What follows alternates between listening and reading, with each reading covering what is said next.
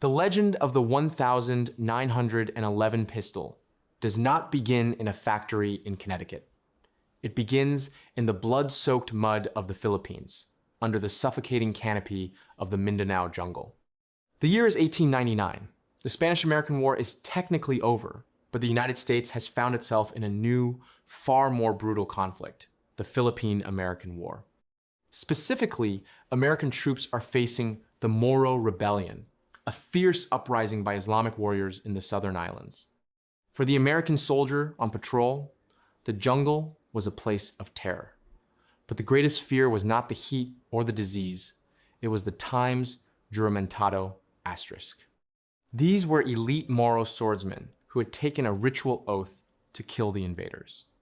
Before battle, they would bind their limbs with tight leather cords to prevent blood loss and, according to reports, consume natural anesthetics that numbed them to pain. They were, for all tactical purposes, the unstoppable Terminators of the early 20th century. The standard issue sidearm of the US Army at the time was the Colt M1911 double-action revolver, chambered in .38 long Colt. In the civilized streets of Washington, D.C., the .38 was considered adequate. In the adrenaline-fueled chaos of a jungle ambush, it was a disaster. Reports began flooding back to headquarters, telling the same horrifying story.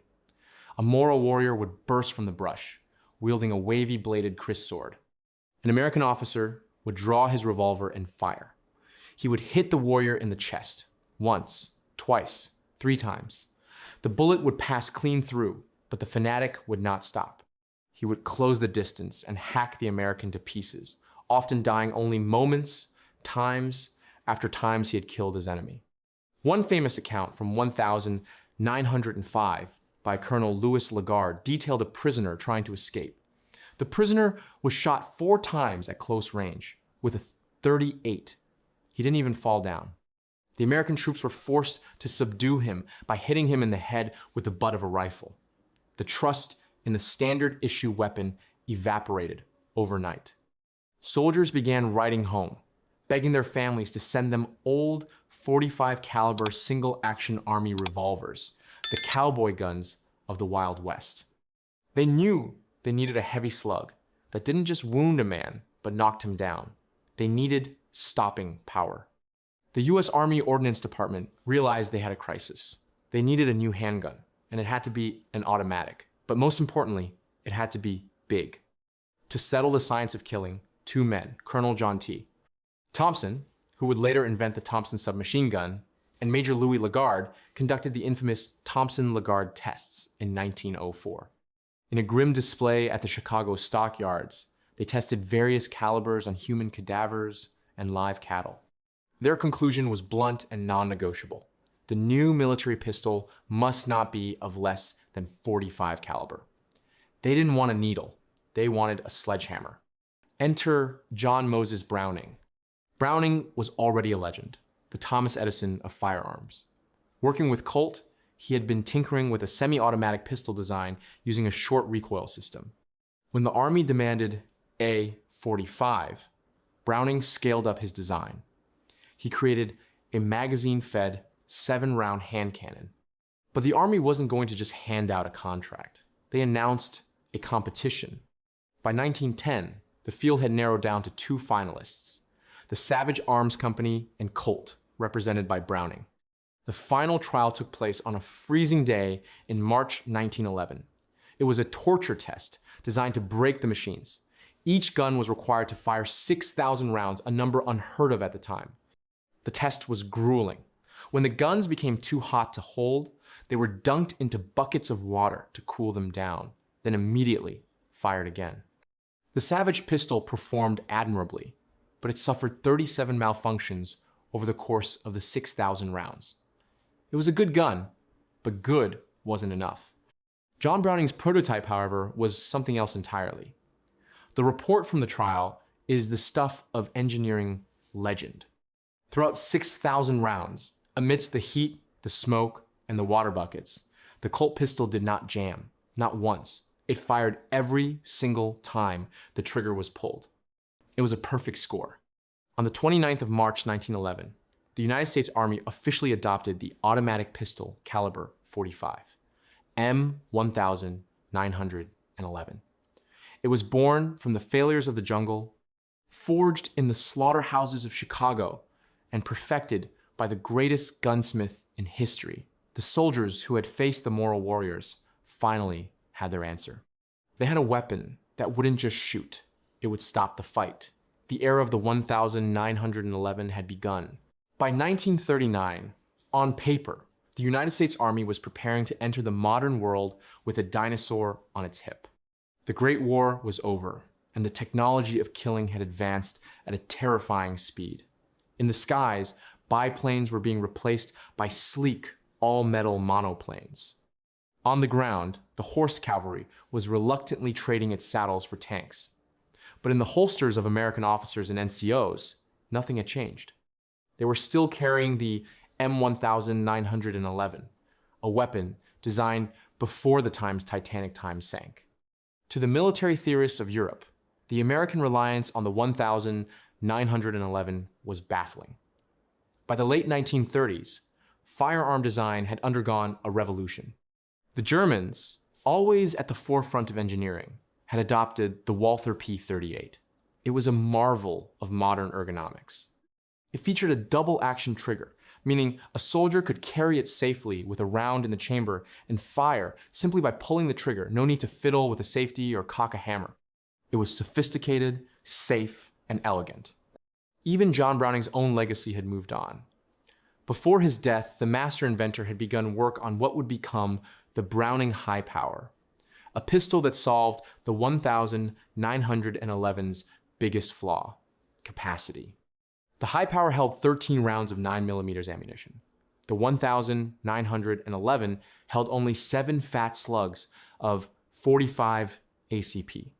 In a world of 13-round magazines and double-action triggers, the 1911 looked like a relic. It was a heavy, single-action brick. To fire it quickly, you had to carry it cocked and locked, hammerback, safety on a condition that terrified inexperienced conscripts and safety officers alike. It was difficult to master, had a heavy recoil, and held half the ammo of its European rivals. So, why didn't America modernize? Why didn't the arsenal of democracy build a super pistol for the Second World War? The answer lies in a uniquely American combination of industrial pragmatism and a philosophy of brute force. First, there was the update that wasn't really an update. In 1924, the Army did tweak the design, creating the M1911A1***. But this wasn't a technological leap. They shortened the trigger, cut a relief into the frame for the trigger finger, and arched the mainspring housing to help the gun point better. That was it. No capacity increase. No new safety mechanism. It was essentially the same gun, just slightly more comfortable to hold. The decision to stick with the old warhorse came down to the realities of the coming storm. The United States was emerging from the Great Depression. Retooling entire factories to build a complex double-action 9mm pistol would take years and cost millions of dollars the Army didn't have. But more importantly, the Army Ordnance Department looked at the delicate, precision machine pistols of Europe and sneered. The German Luger and the Walther P38 were built like Swiss watches. The tolerances were tight, the parts fit together with zero wiggle room. There were beautiful engineering feats, but in the mud of a battlefield, tight means jammed. The 1911, by contrast, was built like a tractor. If you shook a standard issue US Army 1911, it rattled. It sounded like a can of nuts and bolts. That rattle was not a defect, it was a feature. Those loose tolerances meant that there was space for mud, sand, jungle grit, and ice to work their way out of the mechanism without stopping the slide. You could drop a 1911 inches the mud, rinse it out with canteen water or motor oil, or nothing at all, and it would still fire. Furthermore, the American military doctrine was different. The Europeans believed in volume of fire, suppressing the enemy with more, smaller bullets. The Americans, haunted by the memories of the Moral Rebellion, believed in one shot, one kill. They didn't care that the magazine only held 7 rounds because they believed that if you hit a man with a 230 grain 45 caliber slug, he wasn't getting back up. As 1941 approached and the draft notices went out, millions of young Americans, farm boys, clerks, and mechanics were handed this heavy slab of Parkerized steel. It wasn't the newest tech. It wasn't the sleekest design. It was heavy. It kicked like a mule, and it was older than most of the soldiers carrying it. But as they would soon discover, on the beaches of Normandy and the islands of the Pacific, the 1911 didn't need to be modern. It just needed to work. And while the sophisticated German pistols were jamming in the snow of the Bulge, the old American warhorse just kept hammering away. The 7th of December, 1941, changed the industrial landscape of the world forever. When the smoke cleared over Pearl Harbor, the United States realized it was critically underarmed. The military needed ships, tanks, and planes, but every individual soldier needed a weapon. The demand for the M1911A1 pistol skyrocketed from thousands to millions overnight. Colt, the original manufacturer, was running its machines 24 hours a day, but they simply could not keep up with the insatiable hunger of a two-front war. The War Department did something unprecedented. They turned to the civilian manufacturing giants of America. This was the arsenal of democracy in full effect. Factories that had spent decades building polite, domestic machines were suddenly retooled for violence. The Remington Rand Company, famous for making typewriters for secretaries, halted production of keys and carriage returns. Their assembly lines were stripped and reconfigured to mill-hardened steel slides and frames. By the end of the war, the typewriter company would produce nearly 900,000 pistols more than Colt itself. Other strange bedfellows joined the effort. The Ithaca Gun Company, known for duck hunting shotguns, began churning out 45 seconds. Union Switch and Signal, a company that built railway equipment, produced high-quality pistols. Even the Singer Sewing Machine Company was contracted to build a test run of 500 pistols.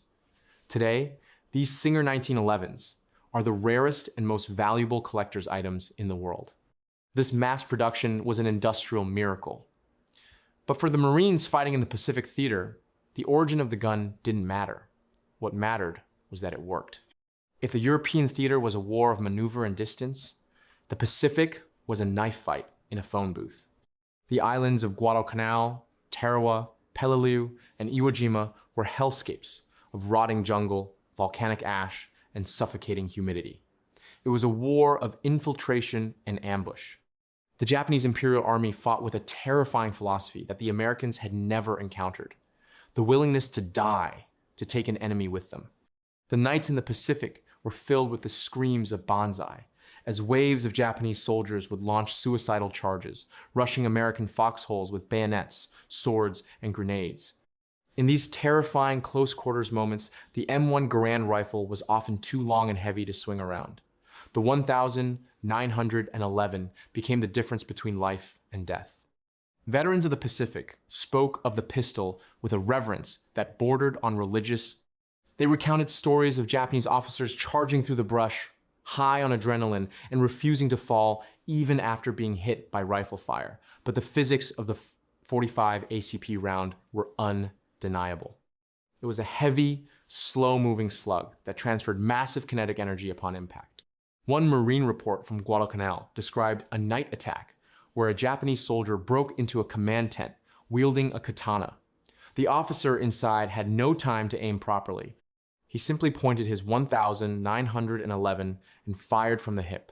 The heavy .45 slug hit the attacker in the shoulder, spinning him around and knocking him flat into the mud, ending the fight instantly. This was the Pacific nightmare, and the 1911 was the wake-up call. It was loose, it rattled, and it was ugly, but the mud of the jungle couldn't stop it. In the hands of a terrified 19-year-old Marine facing a human wave in the dark, the arsenal of democracy had delivered the ultimate security blanket: 7 rounds of pure American stopping power.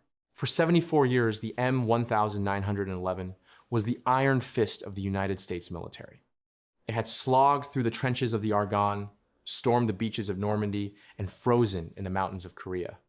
By the time the Vietnam War arrived in the 1960s, the gun was no longer just a tool, it was an institution. In Vietnam, the legend of the 1911 took on a dark, claustrophobic new chapter with the tunnel rats. These were the brave, often smaller statured soldiers sent to crawl headfirst into the Viet Cong's vast underground tunnel networks.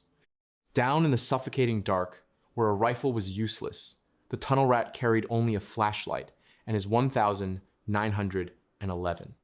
In those terrifying face-to-face encounters underground, the sheer concussive force of the 45 was a comfort. It was loud, it was heavy, and it was final. But time is the enemy of all machines. By the late 1970s, the American stockpile of 1911s was exhausted. Most of the pistols in the armories were rattling skeletons, rebuilt dozens of times, with frames dating back to World War II. They were falling apart. Simultaneously, the geopolitical landscape was shifting.